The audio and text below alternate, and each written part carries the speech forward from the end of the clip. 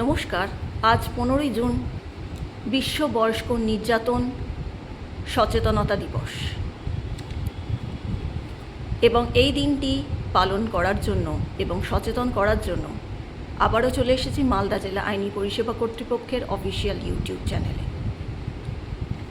এই দিনটি প্রথম international network for prevention of এল্ডার abuse 2006 সালে এই দিনটিকে মনোনীত করেন এবং ইউনাইটেড নেশনস জেনারেল অ্যাসেম্বলি 2011 সালে এই দিনটিকে স্বীকৃতি দেয়।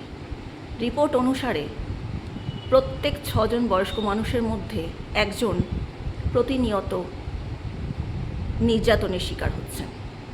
নার্সিংহোম কিংবা কেয়ার ফেসিলিটি সেন্টারগুলিতে বয়স্ক মানুষের উপর নির্যাতনের হার সবচাইতে বেশি।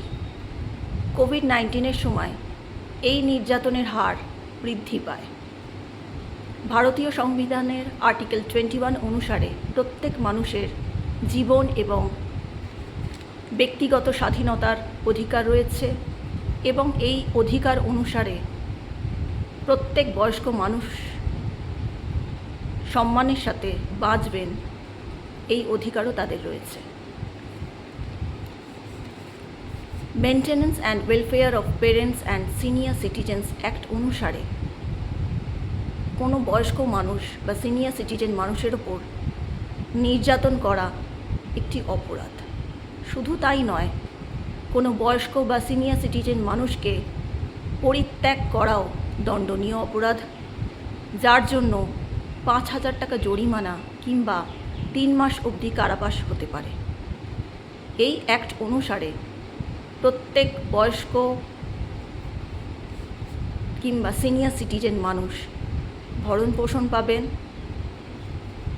এবং কোনো মানুষ যদি কোনো বয়স্ক বা সিনিয়র সিটিজেন মানুষের ভরণ পোষণের শর্তে তাদের সম্পত্তি হস্তান্তর করেন এবং পরবর্তীকালে তাদের ভরণ পোষণ না করেন, তাহলে সেই হস্তান্তরটি বাতিল বলে গণ্য করা হবে।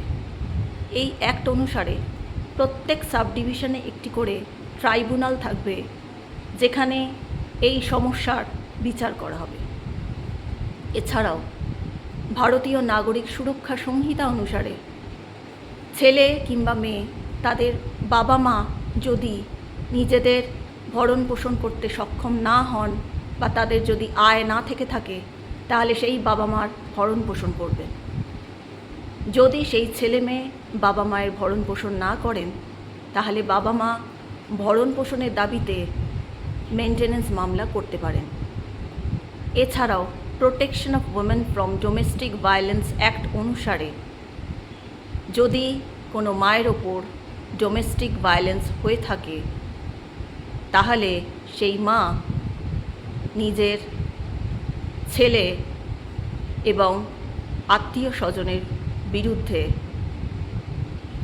সেই ডোমেস্টিক ভায়োলেন্সের কমপ্লেন করতে পারেন এবং প্রোটেকশন অফিসারের কাছে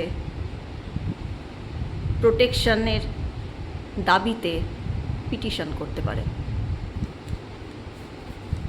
যদি আপনারা এরকম কখনো কোনো বয়স্ক মানুষের উপর নির্যাতনের খবর পান, অবশ্যই মালদা জেলা আইনি পরিষেবা কর্তৃপক্ষে যোগাযোগ করুন, কিংবা আপনাদের মধ্যে কেউ যদি এরকম নির্যাতনের শিকার হয়ে থাকেন, অবশ্যই আপনারা মালদা জেলা আইনি পরিষেবা কর্তৃপক্ষে যোগাযোগ করুন।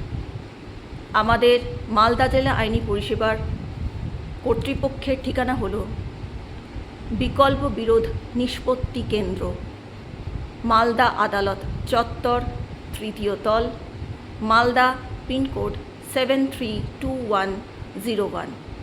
এছাড়াও আপনারা national legal services authority toll free helpline নাম্বারে যোগাযোগ করতে পারেন। National legal services authority toll free helpline number হলো 15100।